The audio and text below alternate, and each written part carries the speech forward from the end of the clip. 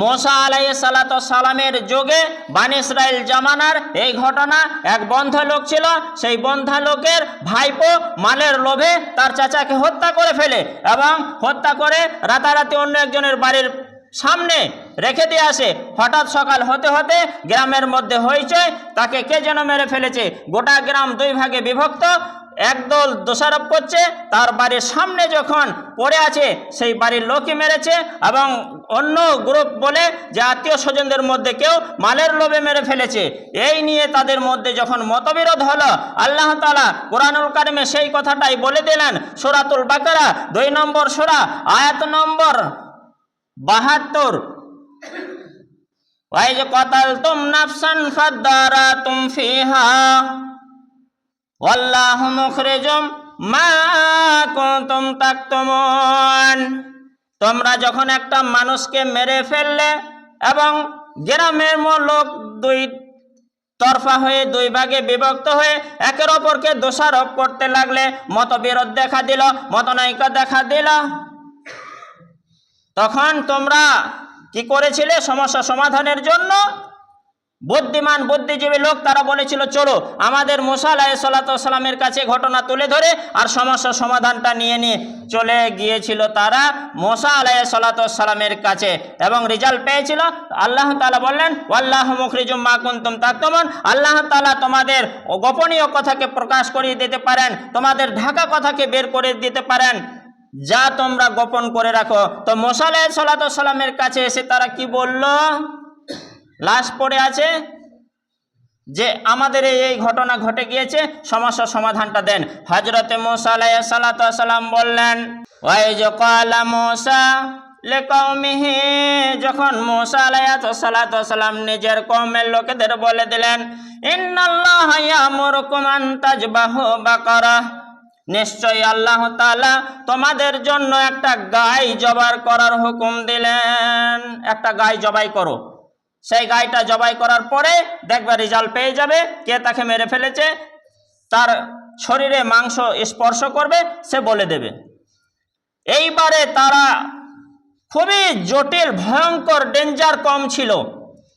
এক কথাতে তারা শান্ত হতো না, বারবার 4টে স্টেজে প্রশ্ন করেছিল, যে কারণে সহজ কর্মটা, সহজ কাজটা, সহজ সমাধানটা অনেক জটিল করে ফেলেছিল। আজকেরও কিছু মানুষ আছে আমলের দিকে কিছুই নাই, আর জানবার সময় এটা কি, এটা কি, ওটা কি, ওটা কি, ওটা কি জানতেই চায়। আমল করো জেনে নাও, আমল করো জেনে নাও, আমল করো জেনে নাও, এটাই ঠিক। কিন্তু মুসা আলাইহিসসালামের কওমের মতো নিজের ওপর জটিল না করাটাই দরকার। তো তারা প্রথম প্রশ্ন কি করেছিল? যে কোনো গায়, সাধারণ গায়, কানা খোরা দোবড়া বড় বড়ি ছোকরা যেমন গায় জবাই করলে হয়ে যেত, কিন্তু নিজের কষ্ট টেনে এনেছিল। কিরকম? ক্বালু উদউ লানা রাব্বাকা ইউবাইয়িন লানা মা হিয়া, সেই কওমের লোকেরা মুসা আলাইহিসসালামের দিকে ইঙ্গিত করে বলল, হে মুসা, তোমার রবকে তুমি বলো আমাদের জন্য সমস্যার সমাধানটা দিয়ে দেন। সেই গায়টা কেমন হবে? গায়টা কেমন হবে? মুসা আলাইহিসসালাম আল্লাহর শরণাপন্ন হলেন। আল্লাহ তাআলা জানিয়ে দিলেন যে কথা, সে কথাই মুসা আলাইহিসসালাম বললেন, ইন্নাল বাকারা, নিশ্চয় ওই গায়টা, লা ফারিজু ওয়ালা বিকর, তোমাদের গায়টা খুব বড় হবে না এবং ইয়াঙ্গ হবে না, কম বয়সী হবে না এবং বৃদ্ধাও হবে না। আনুম বাইনা জালিকা ফাফালু মা তুমারুন, মধ্যম বয়সের সেই গায়টা হবে, যেমন তোমাদের হুকুম দেওয়া হয়েছে সেরকমই করো। বাস, ওই মাঝামাঝি যে কোনো একটা গায় নিয়ে নিলে হয়ে যেত, তাতেও তারা খেলতে হলো না। আবার প্রশ্ন করলো, ক্বালু উদউ লানা রাব্বাকা ইউবাইয়িন লানা মা লাউনুহা, হে মুসা, তোমার রবকে বলো সেই গায় কেমন রঙের হবে যে গায়টা আমরা জবাই করব। যে কোনো গায় জবাই করলে হয়ে যেত, কালো সাদা লাল হলুদ সবুজ নীল যে কোনো গায় রঙের জবাই করলে হয়ে যেত। কিন্তু যখন তারা প্রশ্ন করে নিজের উপরে জটিল সমাধান নিয়ে এলো, তোমার রবকে বলো রংটা কেমন হবে সে গায়ের। ক্বালা ইন্নাহু ইয়াকুলু ইন্নাহা, মূসা আলাইহিস সালাতু ওয়াস সালাম বললেন, আল্লাহ তাআলা নিশ্চয় বলেছেন সে গাইটা হবে হলুদ বর্ণের হবে, আর সেই গাইটা দেখে চকচকে চকচকে ঝলমলে, যেন দেখে প্রাণটা জুড়িয়ে যায়, মনটা ভরে যায়, সেই রকম গাইটা হবে। দুটো স্টেজ কথার কারণে, প্রশ্নের কারণে নিজেদের সমস্যা সমাধানটা জটিল করে নিল।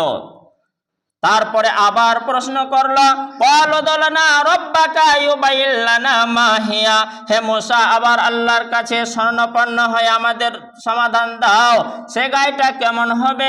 ইন্নাল বাকারা তাশাবাহা আলাইনা, যেটা আমাদের মুতাশাবিহা হবে, আমাদের মনমতো হবে।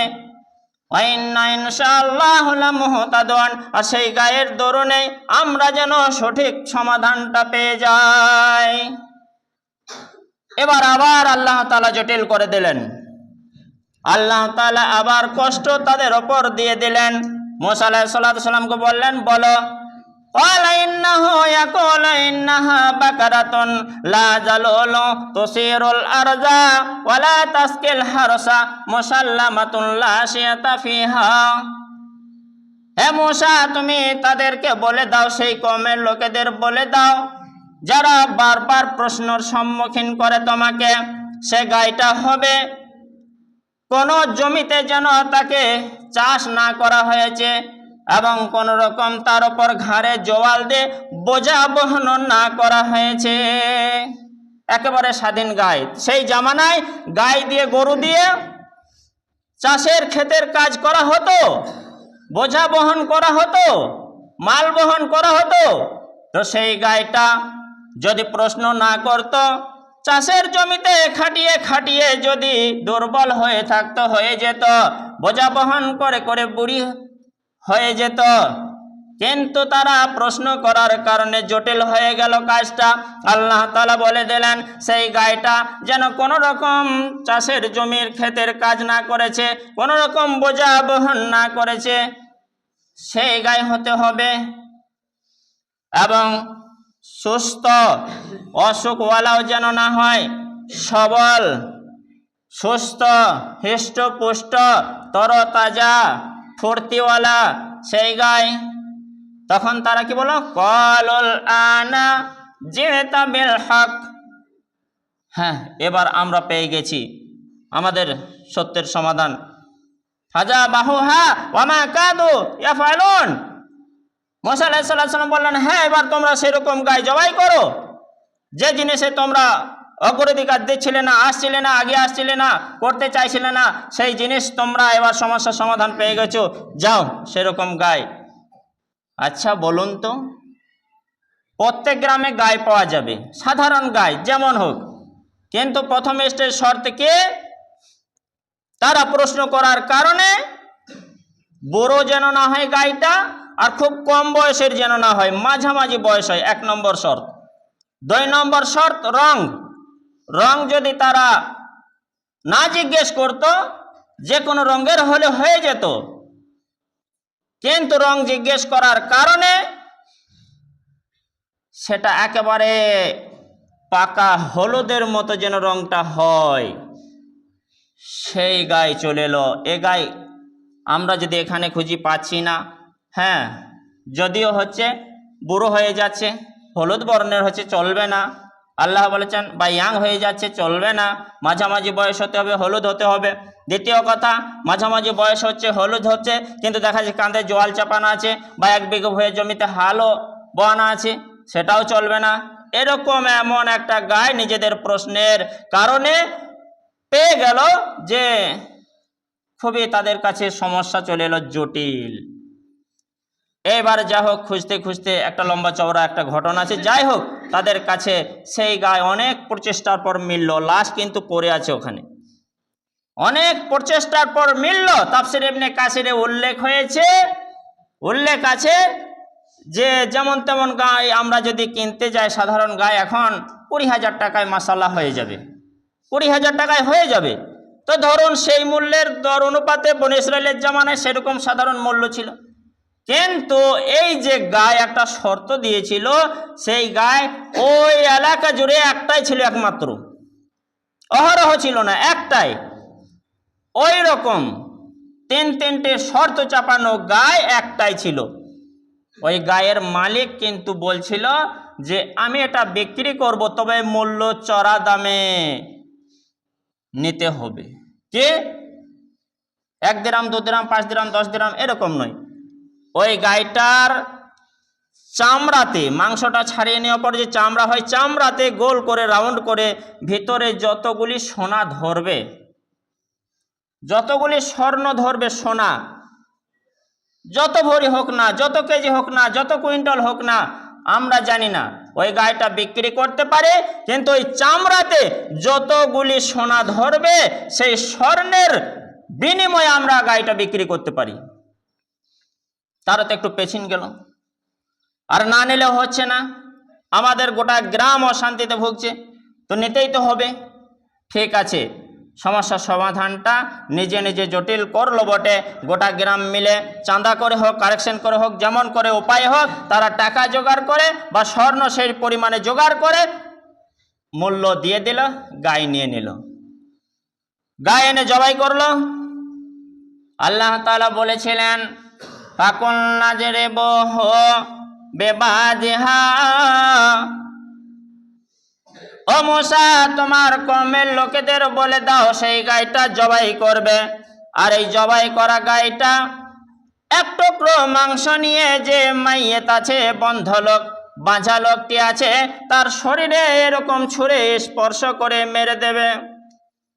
তোমরা সবাই সাক্ষী পেয়ে যাবে তাকে কে হত্যা করেছে, আর দোষারোপ করার কোনো প্রয়োজন নেই। ফাকুলনা জরিবুহু বিবাদিহা কাযালিকা ইউহয়িল্লাহুল মাউতা ওয়া ইউরিকুম আয়াতিহি লাআল্লাকুম তাকিলুন। তারা সে গাইটা এনে জবাই করলো। জবাই করে আল্লাহর কথা মতো এক টুকরো মাংস নিয়ে সেই মৃত ব্যক্তি এর শরীরে স্পর্শ করলো বা ছুঁড়ে মারলো, সঙ্গে সঙ্গে সেই মরা ব্যক্তি, তাফসীর ইবনে কাসির বলে, দাঁড়িয়ে গেল। বলুন সুবহানাল্লাহ।